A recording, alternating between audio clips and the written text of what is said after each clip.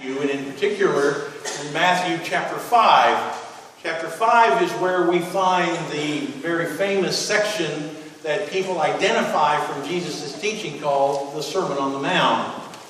And this morning we're going to continue and read our last section from this time. And it'll again come from chapter 5, and I'm going to start reading at verse 38.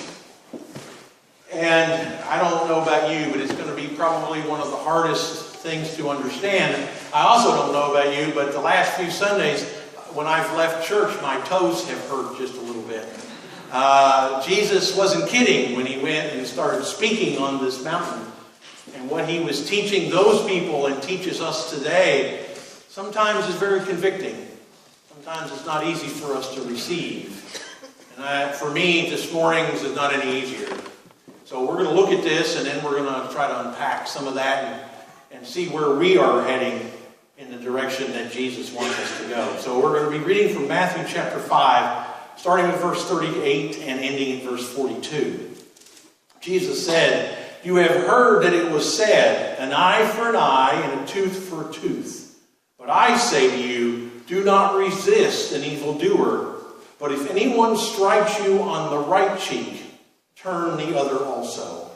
And if anyone wants to sue you and take your coat, give your cloak as well. And if anyone forces you to go 1 mile, go also the 2nd mile. Give to everyone who begs from you, and do not refuse anyone who wants to borrow from you." Amen. Next weekend, I'm not a big NASCAR fan, but I do understand the big ones, the big races. And when I was a kid, I remember that was always a big deal because they were on TV. And next weekend, they're running the 59th time to run the Daytona 500. And the Daytona 500 is one of the famous races that I am aware of. And you know, the person that has won that race the most is Richard Petty. Now, Richard Petty has won it 7 times. 7 times out of 58. And he's only won it 7. That seems like a lot, and he is the record holder for that. But that means that he's raced in it enough times that he also didn't win. In fact, he's been in that race over 30 times, not finishing first. And so what I wanted to focus on one particular time where he did win, where it probably wasn't looking like a win for him. Now, there were Daytona 500s where he raced and was in the lead the whole time and ended up winning big. But one time, he was coming into the last lap of the race, and he was sitting very firmly in 3rd. And the drivers in the 1st place and 2nd place, they had been racing, and they were pretty much holding that position the whole time. When in that middle of that last lap, the 2nd place driver began to drift to the left. And you remember, these cars were going at a couple of hundred miles an hour, and they're about this close to each other. And when that 2nd place car began to drift to the left, it began to push the 1st place car over into the infield, into the grass area. In fact, the 1st place car did go into the grass, spun around a little bit, and the driver managed to recover and get back up on the track. But instead of trying to win the race, he began to drift to the right towards that 2nd place driver, driving him into the wall and eventually slowing him down and cutting him off where the cars came to a complete stop in the middle of the race. At that point, the 2 drivers got out and began to fist fight right there on the track. Well, it just so happens our 3rd place driver continued on, and Richard Petty got one of his 7th win on that event.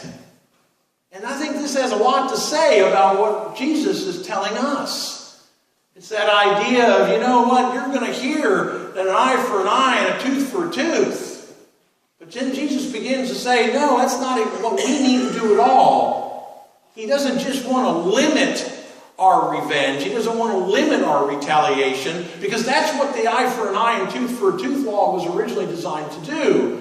Because when you really seek revenge, it was getting out of hand. Because when somebody harms someone, say they accidentally kill someone's cow, it never ended with them going and killing another person's cow. It was always 1 cow, maybe 3 more. And then it would continue to escalate. So the law was established not to get rid of revenge, but simply to limit the retaliation. And Jesus is saying, you know, that sounded good before, but what I'm telling you is that we don't want to just limit our retaliation. We, as Christians, as believers in God, and as followers of me, he says, we want to eliminate it altogether. And that's where it gets hard, doesn't it? Because I don't know about you, but this is the difficult part about the Sermon on the Mount. Because this is the part, now last Sunday we talked about how Jesus showed us what a person, a believer, a disciple looks like, a perfect example of that by showing us what it means to not be critical or judgmental or to dehumanize people we don't like. Jesus said this by simply taking away their humanity, by saying that they are worth less than we are, by thinking that, by calling them a name, by acting that way, then we take humanness away from them, and that is the same as killing them, by taking their life. And we ended last Sunday by saying God really wants us to remember where we get from the old Hindu saying, Namaste, which is to greet one another and immediately recognize the divine in each other. That God created you in His image just like He created me in His image. And that makes us equal and it makes us worthy of loving each other. And we said that last Sunday was that idea. It painted the picture of what a perfect look looked like to love our neighbor. And what it meant to recognize the divine in others. This morning's reading is what happens when people don't recognize the divine in us. When they treat us poorly. When they harm us or hurt us. When they criticize us, when they make us angry. Now, I was thinking about this because I don't drive on the Interstate 35 very often. If you traveled that, I'm thinking you might have a reason to be angry with people. That's where road rage comes from. Someone was sharing with me her adventure on I-35 just yesterday when she could count the number of teeth the person had behind her because they were so close to her, right? And they did that all the way until they got to pass you, and then they gave you some kind of a salute at that point, as I recall your story was. That's the kind of stuff that Jesus is talking about. They hurt me. And we asked a universal question. Don't they know who they're messing with? Don't they know who I am? Because if they only knew, they wouldn't treat me like that. And as I was saying, my experiences don't have that I-35 possibilities. And I realized the place that gets me the most off kilter and the most challenge for me to lose my Christianity is not in Las Vegas. They say that Vegas is Sin City. That's not where I've really never been there. The place that challenged me the most is Walmart. By going to Walmart is where I really challenged. Now, Judy and I don't buy a lot from Walmart. We do a lot of our shopping here at Brookshire, but what they don't have, or what Ace doesn't have, sometimes you just got to go to Walmart. And so we don't buy very much. We usually have the less than 20 items, and we go to the less than 20 items cashier. And it never fails that at least about 8 times a year, it's a big line, and I look in front of me, and there's someone with a basket, I don't know, 50 things or whatever that is. And the teachings of Jesus hits me right in the face. That's, of course, after I sit there and I count how many things they have. Have you ever felt that? You ever felt that reason to be angry? You know, if I was that NASCAR driver, maybe I could just push her car right out of the way. Let me in there. It's not fair. Because after all, don't you know who I am? Because that's what it always stems from, doesn't it? It's that idea that, I don't deserve this. I want things to be fair. I don't want them to be unfair to me. And Jesus says, you've heard fairness. Eye for an eye, tooth for a tooth. But what I tell you is this. As a Christian, as a follower of mine, he says, we don't do that. And then he goes into explaining and describing these incredible situations. He says, if somebody sues you and they want your cloak, give them your cloak and then give them your coat too.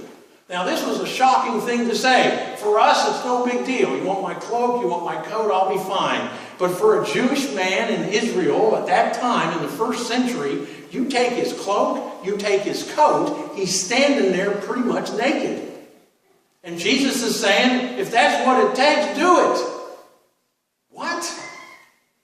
And then he says, if somebody hits you on the right side of your face, offer them the left side of your face. I coached a linebacker that was his main reason for never wanting to be a Christian. He says, I can't be a Christian because I can't do what Jesus said, because I will not let people walk all over me and hit me and just do nothing. Because that's what it sounds like, right? It sounds like Jesus is telling us to be a doormat. Jesus is saying, hey, we just got to let people run over us. Don't pull revenge. Don't retaliate. And then he continues these crazy things. He says, hey, look, if somebody wants you to carry something for them for a mile, do it for the mile, and then do it an extra mile. And then he says something incredibly impossible. If anyone begs something from you, give it to them. If anyone wants to borrow something from you, loan it to them. Jesus, you don't know the people I hang out with. But the one that's the killer is when he starts off. He says, do not resist an evildoer. Any evildoer? Shouldn't there be some response to do what's right? You see, Jesus was saying all these things to evoke that emotion in us, exactly what I had. What? You see, Jesus was talking about something bigger, something more important than just letting people run over us. Those two drivers that got in the wreck at that Daytona 500, they lost focus on what was important. They started the race with that, didn't they? They knew why they were out there. It wasn't to get in a fight. It was to win the race. But something happened, didn't it? And they took their eyes off of the objective. They made themselves more important than the reason they were there. You see, this idea that Jesus is telling us to let people do these things and to allow that not to retaliate, not to seek revenge, isn't about us just laying down and letting people run over us. It's about showing the world something more important. Look, the world has an endless amount of examples of what it looks like to love thyself. We can find that anywhere. Perfect examples of what it means to think that I'm number one. And I will show you that I am number one because nobody's going to walk over me. Nobody's going to cut in front of me. Nobody's going to tailgate me. Nobody's going to do these things to me because I am the most important thing. Jesus wasn't just talking about not sinning. He's talking about sin itself. You know, we all know that we are sinners. We all do things. And the definition of sin is simple. It is the things that are contrary to what God would approve of, what God would like, contrary to God himself. And the reason that our actions are sin and they're contrary is because they all stem from the original sin, the sin that we're all born with. And that sin is the fact that we love ourselves more than others. We choose us to be our God. Jesus said, the reason you can do all these things is because you have to love God first. Keep your eye on the prize. Keep your focus on the objective. Your objective is to show the world your love for God, not love for yourself.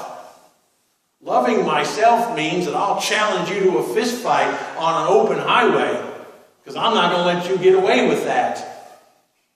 Why are we worried about what you get away with? Loving God first means that we trust God to handle it. You go ahead and do it because that's not my business. Somebody asked me in one of my classes, one of my high school students last year, he said, Mr. Rainey, you ever get a ticket? You ever get caught speeding? I said, no, I try not to. He said, oh, come on. Doesn't anybody ever kind of pull up in front of you and then you got to race them somewhere? And I said, guys, there is no race. Where are we racing to? And if we did, what is the prize? So we can get to the next traffic light before the other guy does? Jesus knows this. That's why he said it's not worth it. What the world needs to see is not how much you think of yourself, but they need to see how much you think of me. Show your love for God in these situations. Glorify God in these situations. Because let me tell you something. It's easy to kick back. It's easy to strike back. I had a brother. I know this. My brother picked on me endlessly. And you know who always got in trouble? I did. Because I was the second one. The one that retaliated. And let me tell you, it was easy to do. It was harder to do what my parents wanted me to do. They used to say, ignore him. Can we? Jesus says it's easy to ignore him if you're focused on me. Jesus says it's easy not to retaliate if you keep your eye on the objective, which is to love God and to love our neighbors.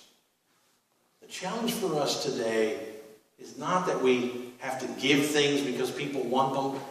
That's easy if we focus on God. Because giving, all giving, is a giving to God. No matter what it is, we give what God gave us to somebody who needs it.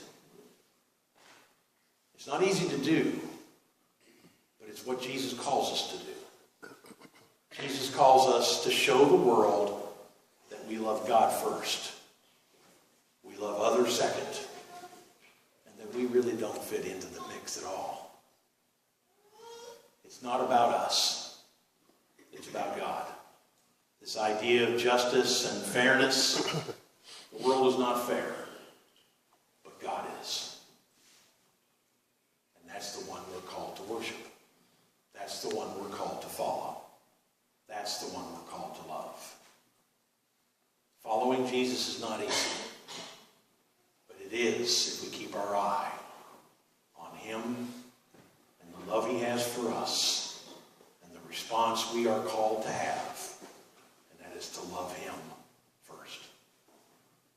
Amen. I'd like to